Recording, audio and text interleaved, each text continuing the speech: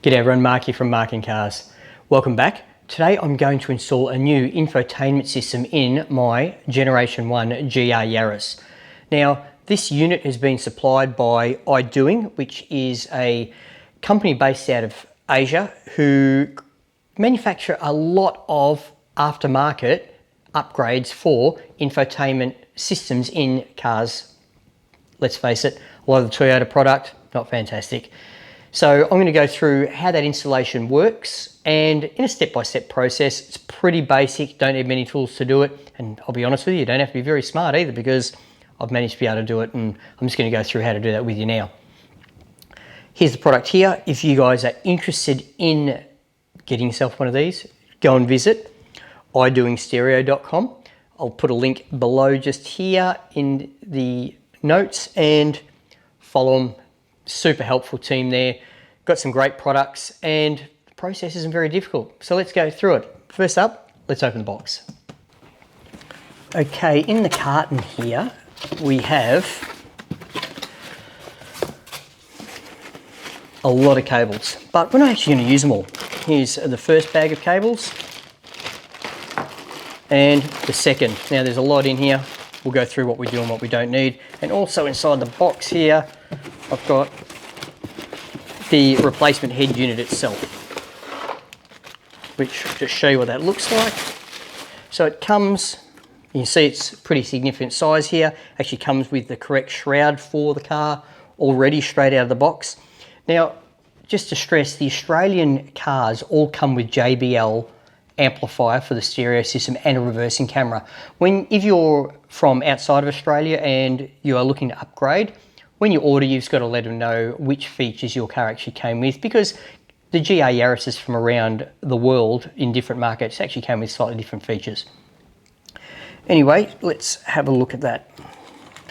What you actually need as well, that comes as a separate part, is a cable that allows us to disconnect the body from the screen, because the screen itself and the body in this current configuration, if you look at in profile, where this mounts in the car, it actually has quite a sharp bend like this in the dash, and this hits it and doesn't allow it to fit very flush. Now, I learned this hard way, thinking it just isn't right.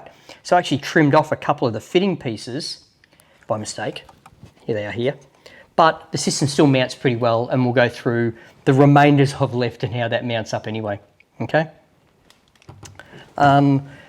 But firstly, what I'm going to do is I'm actually going to disconnect the screen from the head unit itself, and for that I'm going to use this kit. There's actually a link on how to do that below, but I'll just go through that process relatively quickly, and you can see it's not very complex, so I'll do that now. Okay, to do this, I'm actually going to put it onto a piece of microfiber here, and I'm going to undo some screws that contain it here with a number 1 Phillips screwdriver. So first up, I will undo 4 screws that attach it.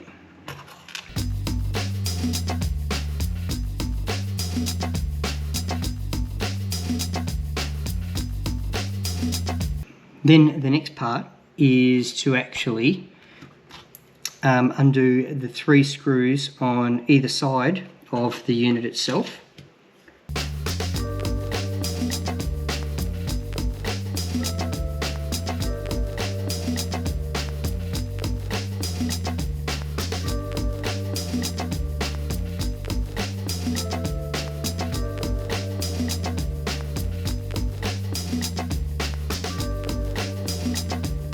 Then what I'll do is disconnect this unit, slide it off, and undo the plug just here.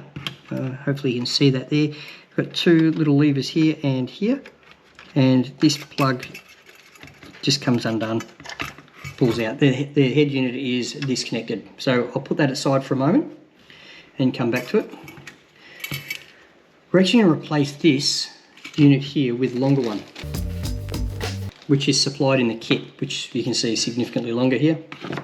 But to do that, I need to take this back gently and undo these 4 screws here.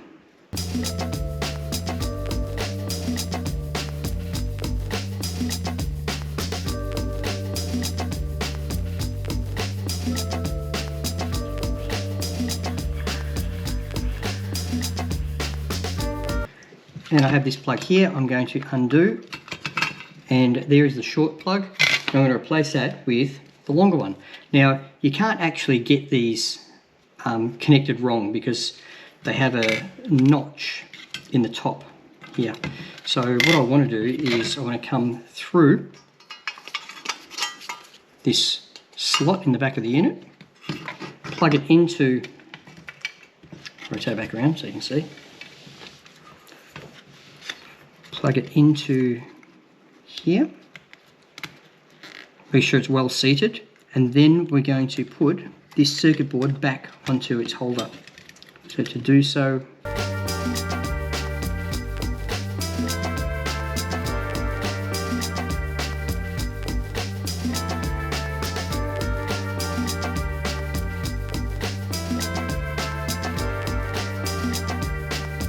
and from there we will secure this plate back onto the back of the screen.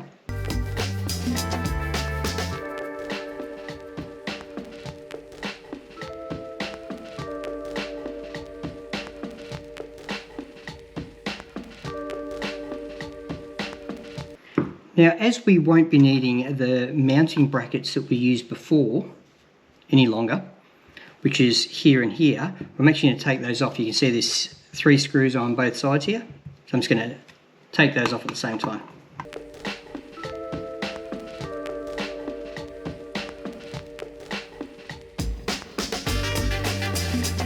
That's it for the screen part. We're going to now attach it to the head unit, but there's a little bit of preparation we need to do there. So first I'm going to close the bracket mounts here, and I am going to put this aside for a moment.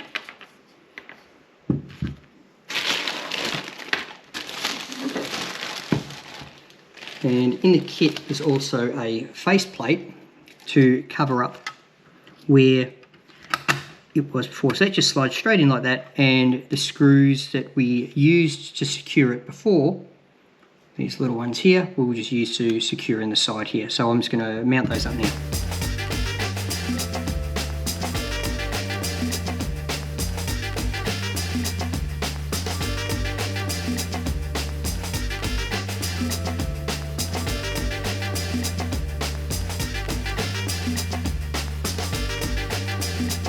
Just remember to flick the cable, mount, done. Okay, before I can actually mount this unit into the car, I actually need to secure it.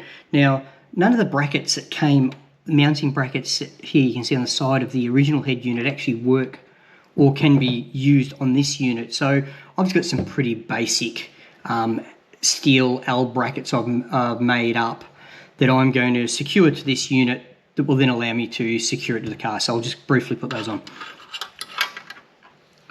There is plenty of M5 threaded spots, so I've just used a small M5 Allen key bolt with my unit here, so I just put that in place.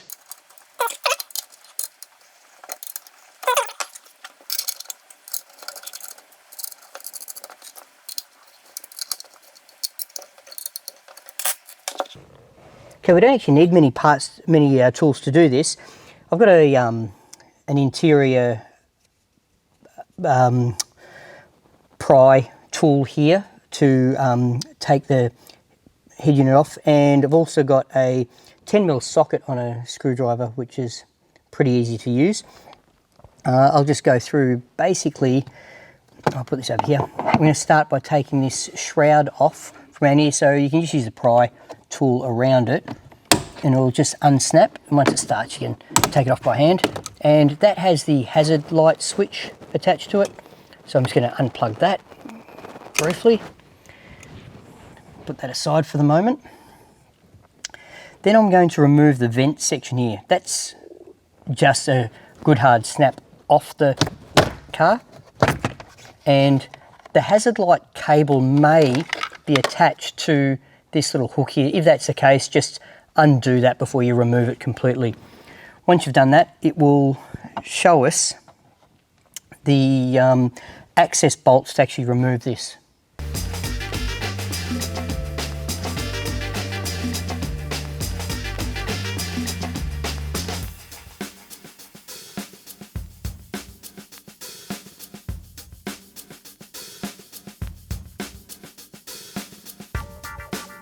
Okay, if you undo the bolts to secure the head unit in, there's 2 flat bolts here and here, and there is at about 45 degrees right where my finger is on either side, there's also another 2. Now it also clips in, so undoing the bolts won't allow it just to drop. So you can just undo them. That's pretty straightforward.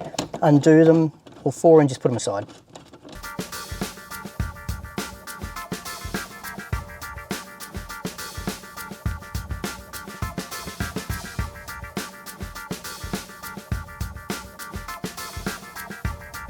Then the head unit will unclip and pull out, and then we'll undo all the plugs on the back, of which there are several.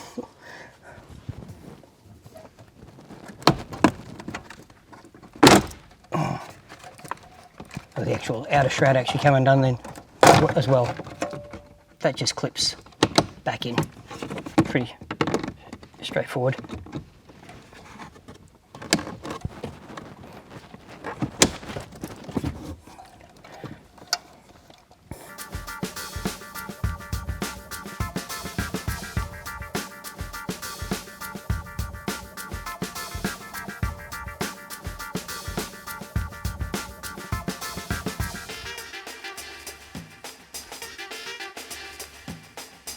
So there's 9 plugs that are in the back here. We actually don't, interestingly, we're not actually going to use them all, but let's take this up to the bench and go from there. Okay, whilst there is an absolute load of cables that come with the unit, you can see I've got a lot here. The ones I actually need to do the installation, prepare it, is this unit here. And there's also a small adapter in the other bag for the reversing camera.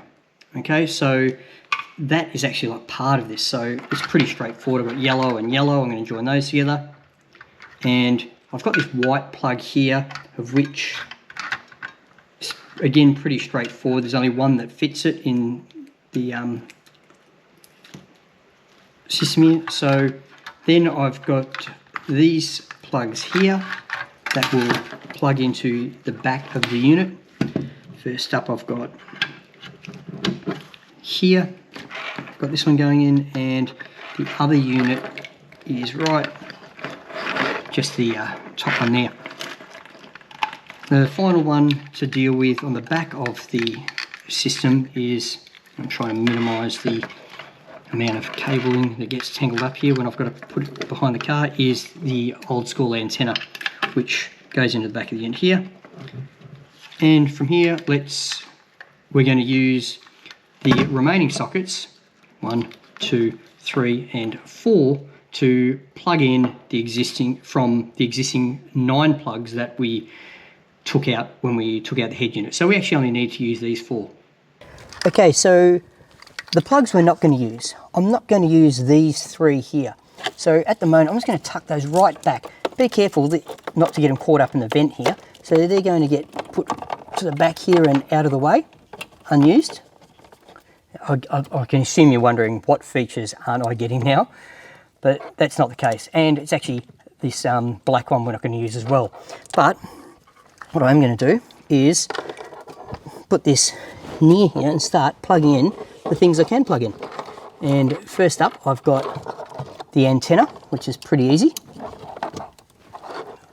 Then I'm going to go through the white plugs, which only fit into what they need to. Keep in mind this one at the front here, that's my hazard light, so I'm just going to leave that to the side for a moment.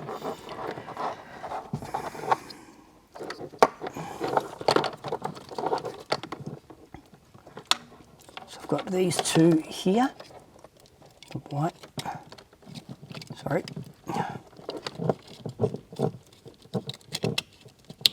One. There is the other. And this black one goes into, where is my other plug there? Small black one. Ah, here we are. It's tucked over here to the side. So this one also plugs in. And that is all I need to plug in. Now from here, you might recall I had 2 45 degree screw mounts here and the two straightforward ones. I'm actually going to just use these to secure this. So I'll tuck all of the cabling to the back here so that it doesn't interfere with the air vents. And then screw the head unit, the head unit into like such.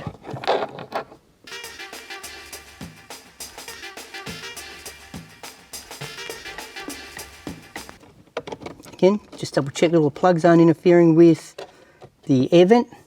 The actual two unused bolts that I'm not going to use, I'm actually going to put back into the car so that if I want to convert it back in the future, I actually know exactly where those screws are. And that's the head unit in.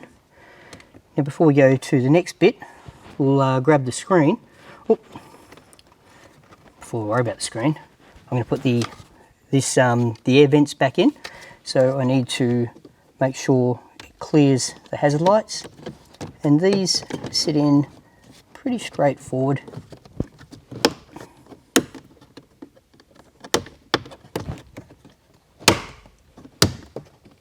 That's clipped in nicely, and there is a spot just here for the hazard light plug to go into. I'm actually going to take the hazard light switch itself and put it into the new head unit. Okay, taking the hazard switch out of the original head unit surround and putting it into the new one is pretty straightforward. If you look at it from here, you can see there's a tab just on either side here. You squeeze those together and the switch just pushes through the front of the unit here and inserts from the front and goes in until it clips, and it's clipped in. That's all pretty straightforward. And these little tabs here, which are a bit hard to see, there's actually some securing pins that I can take off here, these red little tabs. I'm going to take those off and fit them. Oh, they're a bit fiddly to get off, so give me a moment here. And insert them onto the screen. So got one there and one on the other side.